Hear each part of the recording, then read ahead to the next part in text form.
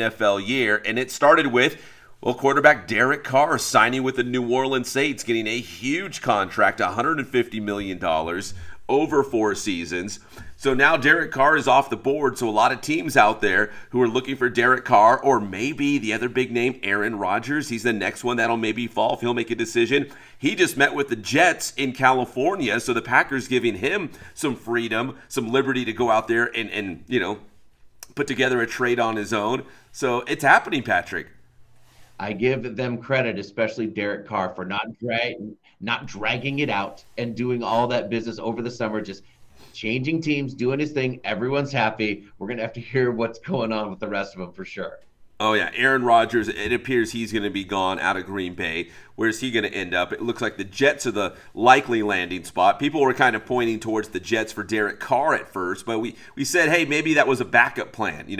Aaron Rodgers was, obviously the big name out there this offseason, but Derek Carr would be a nice backup plan if that couldn't happen. Well, it looks like the Jets are going all in on Aaron Rodgers, and I don't know. He could follow the footsteps of the old Brett Favre and kind of do what he did.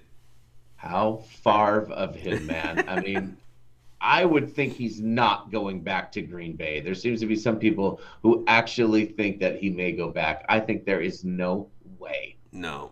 I think he's enlightened now after his 4 days of darkness or whatever that was called. And he's like, yeah, I think my run with the Packers is over. Where am I going to end up? And the Jets would not be a bad place to end up if you're Aaron Rodgers. There was a joke going around the internet that was like, you know what? It would be perfect for him to go to the Raiders because he's the Prince of Darkness. And I thought that was hilarious.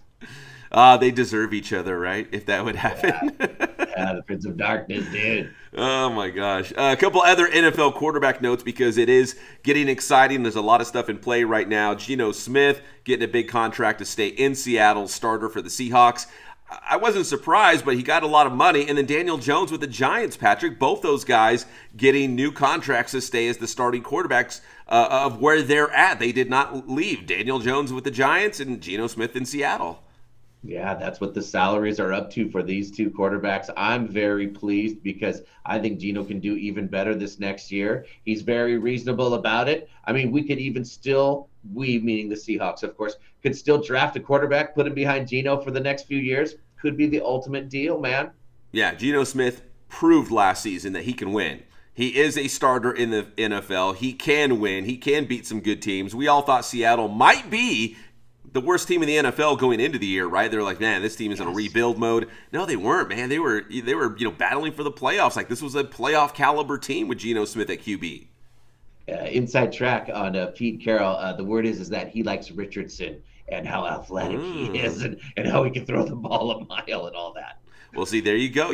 If you're able to bring him in, let him sit under Geno Smith for a couple seasons, and then maybe he could take the reins after that. So it looks like it could be a good situation for Seattle. And the other big quarterback news is no news, Patrick, is that Tom Brady is still retired on this Thursday morning as we speak. But, of course, the rumors are still flying around, and he tweeted something out because there was a rumor that the Miami Dolphins are still very interested in Tom Brady. So he tweeted out, if you think I have time to prepare for the NFL or return to the NFL, then you've never adopted a 2-month-old kitten for your daughter. Listen, we've all been there. We get it, but come on, man. If you really wanted to come back to the NFL, you'll make it happen. I'm sure you've got like 10 people at your house, servants and, other, people to help you raise a kitten for your daughter.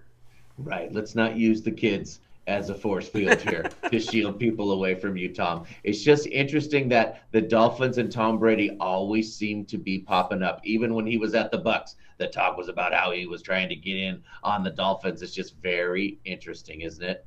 It is, and especially if the Dolphins don't do anything this offseason. If they keep Tua Tagovailoa and maybe he's still injured or there's a question mark about him, as if the Dolphins don't do anything, then Tom Brady's name is going to be linked with them all the way up until, I would say, at least August, right? When we're like a month out from the season. What if they're like, Tom's like, hey, I'll be on the sidelines ready. You know what I mean? On the sidelines being, taking care of his family. Yeah. And if Tua gets hurt, in comes Tom Brady. Oh, my gosh. I don't know. Crazier things have happened. We were talking off air about Brett Favre. He was in, he was out, he was back, he's not. Like, I don't know. It could happen. These guys love football. I get it. They make a lot of money. It's hard to let go. We It always is learn hard that. to let It's go. tough to let go. All right. Well, we love our NFL quarterbacks, but we also love baseball, America's game. We got the World Baseball Classic. It's already started, actually, but Team USA, the Stars and Stripes, they won't see their first action until Saturday as USA will take on Great Britain. And then they've got Mexico on Sunday. And, Patrick, I think what's different this year is that these World Baseball Classic teams, man, they are loaded. So your favorite Major League Baseball players are probably on one of these teams. Maybe not for, the Stars and Stripes, but they're going to be on one of these teams. And so all the stars are playing. So these are going to feel like really good, like all-star games. Right. Like, for instance, the Dominican Republic team.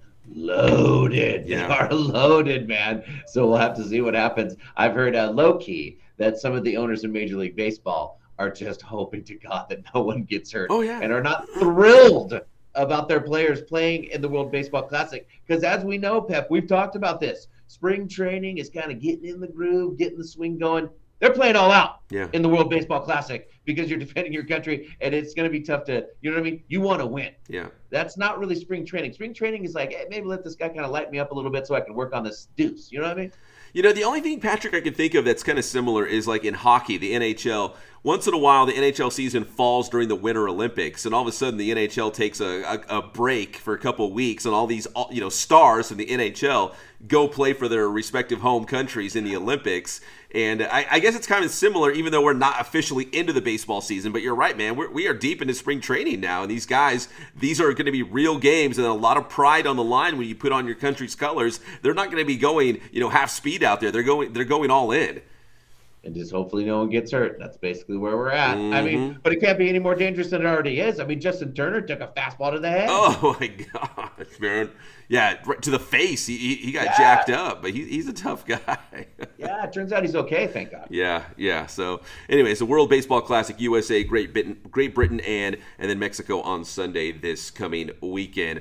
A little NBA news, and kind of the big news for the Lakers this past week was the retirement of Pau Gasol in his number 16 jersey for the Lakers, and they lifted it up to the rafters, and they put it right next to Kobe. And it's well documented that he and Kobe, Patrick, they were very, very tight. They were like brothers off the floor, and that was a very special moment for him. So not a big surprise that when he was giving his, acceptance speech and, thanking the Lakers and their fans, it was pretty much all about Kobe and their relationship.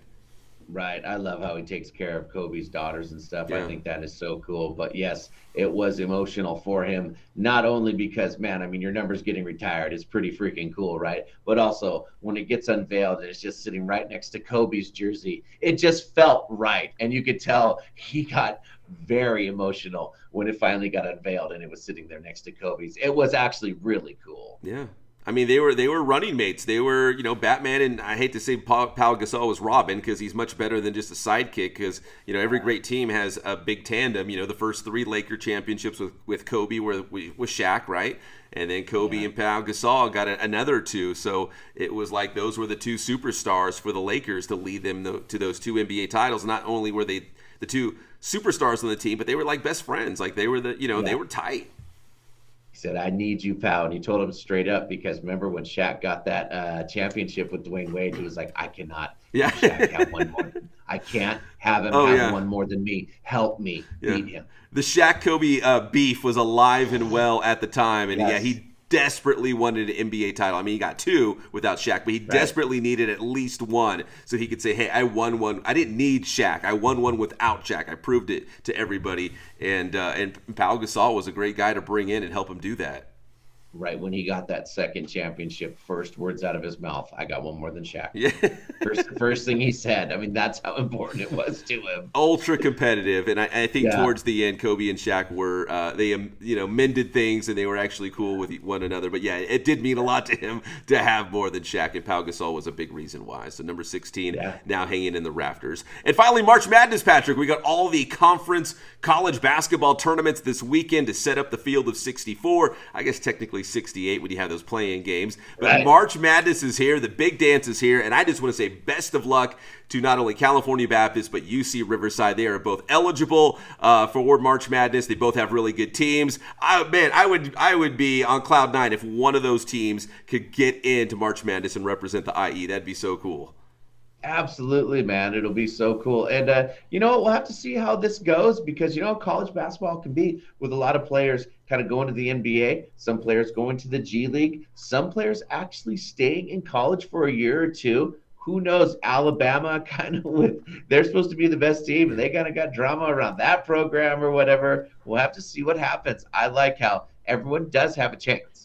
Yeah, it feels wide open. Usually we have college basketball powerhouses. We've got some good teams, but I don't feel like there's some dominant Gonzagas. Even UCLA's a little bit down, and one of their star players just got hurt. So it's anybody's game out there in March Madness. Let the madness begin. Pep, we'll be talking to you on Monday. Tell them how to get your stuff. Get my stuff on Inland Sports, Twitter, Instagram, Facebook, Inland Sports, YouTube. Check it out. That's Inland Sports. Thanks, Pep.